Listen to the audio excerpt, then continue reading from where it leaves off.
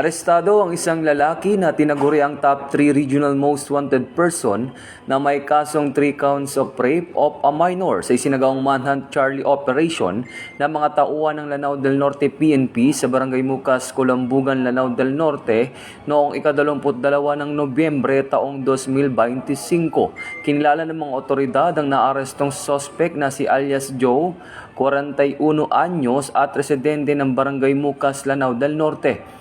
Inaresto ang suspect sa bisa ng warrant of arrest para sa 3 counts of qualified rape of a minor na binaba noong November 21, 2025 na walang inirekomendang piyansa.